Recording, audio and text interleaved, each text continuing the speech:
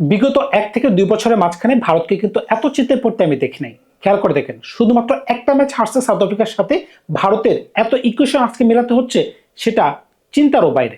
এখন আজকে যদি দিনের প্রথম খেলায় সাউথ আফ্রিকা যদি ওয়েস্ট ইন্ডিজকে হারাতে না পারে, তাইলে বলে রাখতে পারেন যে ভারতের টি-20 বিশ্বকাপের যাত্রা এখানেই শেষ হয়ে যেতে পারে, বা আদারওয়াইজ এমন কিছু ইকুয়েশন আসতে পারে বা রান রেটের ম্যাচ আপ করার জন্য যা ইম্পসিবল হতে পারে। খেয়াল করে দেখেন, যদি আপনি 183 রানের ব্যবধানে জিম্বাবুকে হারাতে পারে, তাইলে কেবলমাত্র আপনার রান রেট -3.80 থেকে পজিটিভে আসবে, উপরে যাওয়া তো অনেক দূরের কথা।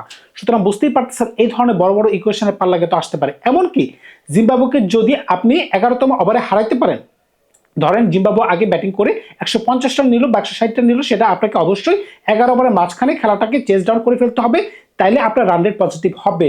অনেকগুলো ইকুয়েশন কিন্তু আসতেছে ভাই। এখন এই ধরনের কথাবার্তা যদি শুরুতে ব্যাটসম্যানদেরকে বলে দেওয়া হয়, তখন কিন্তু ব্যাটসম্যানরা একটু চাপে পড়লেও পড়ে যেতে পারে। খেয়াল করে দেখবেন, জিম্বাবুয়ে কিন্তু শ্রীলঙ্কার মাটিতে দুর্দান্ত খেলতে পারতো। এটার পিছনে কারণ কি ছিল? ওইখানে পিচগুলো কিন্তু মোটামুটি একটু স্লো ছিল, বলার একটু টার্ন পাইতো, গ্রিপ পাইতো। এই কারণে মনে করেন সিকান্দার রাজা এমনকি যে ধরনের বলার আছে তারা কিন্তু মোটামুটি ভালো বোলিং করতে পারতো। আমার কাছে কেন জানি মনে হচ্ছে তারা কিন্তু কাইন্ড অফ সিমিলার পিচটা পাবে চেন্নাইয়ের মাটিতে।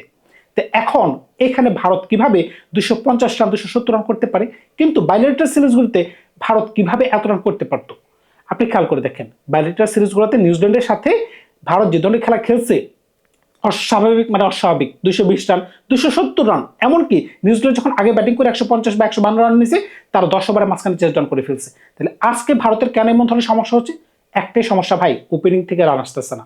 আপনি অভিষেক শর্মা এবারে বিশ্বকাপে তিনি 5টা ম্যাচ খেলছেন, 5টা ম্যাচের মাঝখানে তিনি 4টা ম্যাচ ব্যাটিং করার সুযোগ পাইছেন, 3টাতে 0, একটাতে 12 বলে সম্ভবত 14 বা 15 রান। সুতরাং বুঝতেই পারতেছেন তিনি যে অফসাইডে বলগুলো এখন আর খেলতে পারতেছে না। এমনকি বলাররা তাকে এমনভাবে বল দিতেছে, এমনভাবে ফিল্ডার সেট করতেছে, তিনি ওইভাবে ক্যাচ আপ করতে পারতেছেন না।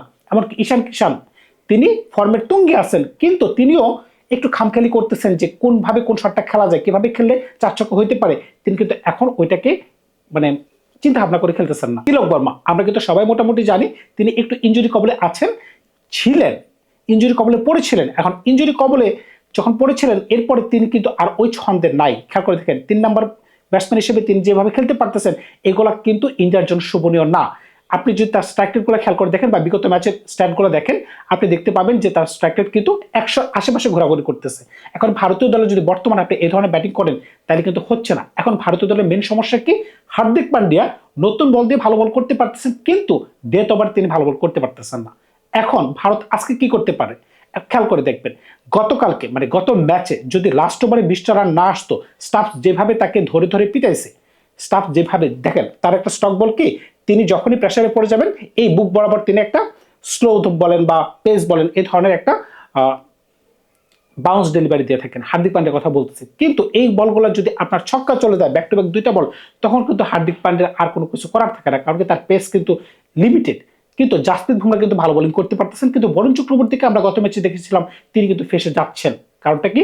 তিনি কিন্তু একটু গুড লেন্থে বল দিচ্ছেন বা একটু হাফ ট্র্যাকার বল দিচ্ছেন। ব্যাটসম্যান কিন্তু সবসময় ব্যাকফুটে আছে, ব্যাকফুটে থাকার কারণে কিন্তু তারা ইচ্ছে করলে কাট করতে পারতেছে, এমনকি ইচ্ছা করলে তারা কিন্তু পুল করার একটা সুযোগ পাচ্ছে। এখন আজকে যদি তিনি নিজের লেন্থ থেকে একটু পরিবর্তন করতে পারেন, তাহলে হয়তো বা বরুণ চক্রবর্তী একটু ভালো বোলিং করতে পারেন। তবে দলে কিন্তু কিছু পরিবর্তনের গুঞ্জন কিন্তু শুনতে পাচ্ছি, যেমন অক্ষর প্যাটেল দলে ঢুকতে পারেন, এমনকি সঞ্জু স্যামসন দলে ঢুকতে পারেন। কাদের জায়গায় ঢুকবেন সেটা হচ্ছে গুরুত্বপূর্ণ প্রশ্ন। এখন সঞ্জু যদি ঢুকে, সঞ্জুকে ওপেনিং করতে পারবেন? সঞ্জুকে অভিষেক শর্মার সাথে ওপেনিং এ চলে যাবেন? ঈশান কিষানকে তিনি চলে যাবেন? নাকি অভিষেক শর্মা তিনি চলে যাবেন? নাকি রিঙ্কু সিং দল থেকে বের হয়ে যাবেন? এখন অনেকে আবার বলতেছে বরুণ চক্রবর্তী কুলদীপ যাদবের জুটিটাকে আমরা আবার দেখতে চাই। যদি আপনি কুলদীপ যাদবকে দলে ঢুকাতে চান অ্যাজ এ মিস্ট্রি স্পিনার, এটা কিন্তু একটা ভালো কম্বিনেশন হতে পারে। তখন কিন্তু আপনাকে বাধ্য হয়ে আপনাকে একজন বলারকে দল থেকে ছেড়ে ফেলে দিতে হতে পারে, কিংবা রিঙ্কু সিংকে আপনাকে ড্রপ করা লাগতে পারে।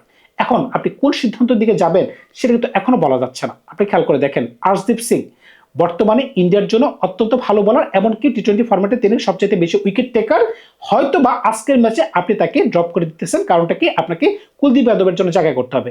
গত ম্যাচে ভারত যে একটা ভুল করছে, আপনি খেয়াল করে দেখেন, গতকালও মিচেল সেপনার সাউথ আফ্রিকার সাথে শ্রীলঙ্কার সাথে যে ধরনের ভালো বোলিং করছে, মারাত্মক মানে মারাত্মক। তিনি যে ধরনের ব্যাটিং করতে পারছেন, এই প্রসঙ্গে একটু পরে কথা বলতেছি। গতকালকে আপনি গর্ত পড়া থেকে যে কিভাবে উঠতে হয় সেটা কিন্তু আপনি নিউজিল্যান্ডের ব্যাটিং দেখলে বুঝতে পারবেন। এক পর্যায়ে তাদের রান কত ছিল? 14 ওভারে সম্ভবত 84 রানে 6 উইকেট। ওইখান থেকে আপনি দেখেন 168 রান, লাস্টের 4 ওভারে 78 রান। ভাই কুল কাম অবস্থায় থাকতে হয়, আপনাকে প্রেশার অ্যাবজর্ব করতে হবে। প্রেশার যদি আপনি অ্যাবজর্ব করতে না পারেন তাহলে কিন্তু আপনি বড় ম্যাচে ফেসে যাবেন। গতকালকে কেউ চিন্তা করতে পারছে যে নিউজিল্যান্ড এই ম্যাচটা এত বড় ব্যবধানে শ্রীলঙ্কার মাটিতে জিততে পারবে, এমনকি শ্রীলঙ্কাকে টুর্নামেন্ট থেকে বের করে দিতে পারবে? কেউ কিন্তু চিন্তাই আমরা করিনি, কিন্তু তারা কিন্তু করে দেখাইছে। কুলকাম অবস্থায় খেলছে, এমনকি তাদের স্পিনাররা, বিশেষ করে পার্ট টাইম বলাররা যে ধরনের ভালো বোলিং করছে সেটা কিন্তু বলার বাইরে। এখন আজকের মূল খেলায় যদি ফেরত চলে আসে, এখন ভারতীয় দলের কিছু পরিবর্তন কিন্তু বাঞ্ছনীয়। প্রথমত, যেহেতু অভিষেক শর্মা রান করতে পারতেছে না, এখন তাকে কি ড্রপ করে দিবেন? না, ড্রপ করার দরকার নেই। আপনি অভিষেক শর্মার সাথে ঈশান কিষানকেই যান, কিন্তু 3 নম্বর পজিশনে তিলককে ড্রপ করায় যদি আপনি সঞ্জু স্যামসনকে খেলান তাহলে কিন্তু এটা একটা গুড ম্যাচ আপ হতে পারে। কারণ কি, আপনি খেয়াল করে দেখেন তাদের দলে কিন্তু ভালো স্পিনার আছে, স্পিনাররা কিন্তু মোটামুটি ভালো বল করতে পারতেছে জিম্বাবুর দলে। এমনকি সিকান্দার রাজা হয়তো বা আজকের ম্যাচে যদি তিনি ফিট থাকেন, কারণ কি গত ম্যাচে আমরা দেখেছি তিনি হাতে ব্যথা পাইছেন, কিন্তু তিনি তার বাম হাতে ব্যথা পাইছেন, বল তিনি ডান হাতে করবেন। এখন এরকম একটা অবস্থায় যদি আপনার টপ অর্ডারে বেশি বামাতি ব্যাটসম্যানের আধিক্য থাকে তাহলে কিন্তু এটা একটা ঝামেলা হইতে পারে। এখন তিলক কিন্তু 3 নম্বর পজিশনে যদি খেলতে না পারে তাহলে 5-6 নামে কিন্তু ওই ধরনের ভালো খেলতে পারবে না। এই কারণে হয়তো বা তিলকের জায়গা আজকের ম্যাচে হচ্ছে না। 3 নম্বর পজিশনে যদি সঞ্জু খেলে, 4 নম্বরে যদি দলের ক্যাপ্টেন সূর্যকুমার যাদব খেলেন, 5 নম্বরে হার্দিক পান্ডিয়া, 6 নম্বরে শিবম দুবে, 7 নম্বরে অক্ষর প্যাটেল, 7 নম্বরে অক্ষর প্যাটেল রাখলাম। 8 নম্বর পজিশনটা আমি আপাতত খালি রাখতেছি। 9, 10, 11, 9, 10, 11তে 9, 8, 10 যদি আপনি বরুণ চক্রবর্তী আর কুলদীপকে দিয়ে দেন তাহলে 11 নম্বরে আপনি সরাসরি জাসপ্রীত বুমরাহকে দিয়ে দিতে পারতেছেন, যে কিনা গত ম্যাচও আফ্রিকার সাথে দুর্দান্ত বল করছে। সে 3টে উইকেট নিতে পারছে, 4টা ওভার বোলিং করে যদি কোনো বলার 15টা রান দেয় তাহলে বুঝতেই পারতেছে তার মাঝখানে কোন ধরনের দক্ষতা আছে। এখন এটা নিয়ে কোনো সন্দেহ নেই। এখন কথা হচ্ছে 8 নম্বর পজিশনে ভারত কি করতে পারে? ভাই ইকুয়েশন খুবই জটিল হয়ে যাচ্ছে। এখন 8 নম্বর পজিশন আগে কিন্তু রিঙ্কু সিং ছিল, এখন রিঙ্কু সিং এর জায়গায় কিন্তু ইচ্ছে করলে ভারত একজন বলারকে খেলাইতে পারে, আশদীপ সিং, যেহেতু বরুণ চক্রবর্তী, কুলদীপ যাদব আছে। আবার যদি মনে করেন না রিঙ্কু সিং খেলবে, তখন কিন্তু রিঙ্কু সিংকেও খেলানো লাগতে পারে। তখন কিন্তু ভারত কিন্তু একটা প্রেশারে পড়ে যেতে পারে যে কুলদীপ যাদবকে তারা কিভাবে খেলাবে। খেয়াল করে দেখবেন, যদি কুলদীপ যাদবকে খেলানো হয় তাহলে কি আশদীপ সিংকে বসে থাকতে লাগছে, এমনকি আপনাকে উপরের দিকের যে বলাররা আছেন তাদের উপরের দিকে বলার না, হার্দিক পান্ডিয়াকে উপরে বোলিং করতে হবে। আপনি খেয়াল করে দেখেন, উপরে যদি তিনি ভালো বোলিং করতে না পারেন, এমনকি গত ম্যাচের ন্যায় যদি তিনি ফেসে যান, প্রথম দিকে কিন্তু তিনি 1-2টা ওভার ভালোই করেন, কিন্তু লাস্টের দিকে ডেথ ওভারে কিন্তু তিনি এতটা ভালো বোলিং করতে পারেন না। তখন কিন্তু সূর্যকুমার যাদবের জন্য একটা বাড়তি চ্যালেঞ্জ হয়ে যাবে কিভাবে তিনি ভালো বোলিং করাইতে পারেন এই সকল বলারকে দিয়ে। আপনি খেয়াল করে দেখেন এশিয়া কাপের কন্ডিশনটা কিন্তু ভিন্ন ছিল, এশিয়া কাপ বলেন বা চ্যাম্পিয়ন্স ট্রফির কন্ডিশন কিন্তু ভিন্ন ছিল। তখন কিন্তু ভারত কিন্তু স্পিনের উপরে বেশি ডিপেন্ডেন্ট ছিল, এমনকি শুধুমাত্র জাসপ্রীত বুমরাহ আর হার্দিক পান্ডে এই দুজন পেস বোলার দিয়ে কিন্তু তারা বোলিং করাতে পারতো। এমনকি বরুণ চক্রবর্তী, কুলদীপ যাদব কিংবা অক্ষর প্যাটেল কিংবা আপনি ধরেন রবীন্দ্র জাদেজা, তাদের উপর কিন্তু আপনি ভরসা করে কিন্তু ম্যাচ জিততে পারতেন। কিন্তু যেহেতু কন্ডিশনটা ভিন্ন কোন কারণে বললাম, আপনি খেয়াল করে দেখেন বাইলেটারাল সিরিজে যেখানে অনায়াসে 200 থেকে 220, 250 হয়ে যেত, এখানে কিন্তু 160-70 করলে কিন্তু ম্যাচ উইনিং করাটা মানে ইজি হয়ে যাচ্ছে যে কোনো দলের জন্য। কিন্তু আগে ব্যাটিং করে যদি কোনো দল যদি 170 থেকে 180 নিতে পারে তাহলে কিন্তু আপনি চোখ বন্ধ করে বলতে পারেন যে ওই ম্যাচটা আপনি জিততে পারতেছেন। এমনকি এখন ভারতের জন্য যেহেতু একটা প্রেশার, বড় ব্যবধানে জিততে হবে, রান রেট থেকে ইনক্রিজ করতে হবে, এই কারণে কিন্তু ভারত কিন্তু আরো চাপে পড়ে যেতে পারে। তবে ভারতীয় টিম শক্তিশালী team, no doubt at all. অবশ্যই সামনে বিশ্বের 1 নম্বর ব্যাটসম্যান, আমি আশাবাদী আজকের ম্যাচে তিনি কামব্যাক করবেন, কিন্তু কিভাবে করবেন সেটা আমি বলতে পারতেছি না। দুর্বল টিম হারবে, সেটাই স্বাভাবিক ব্যাপার।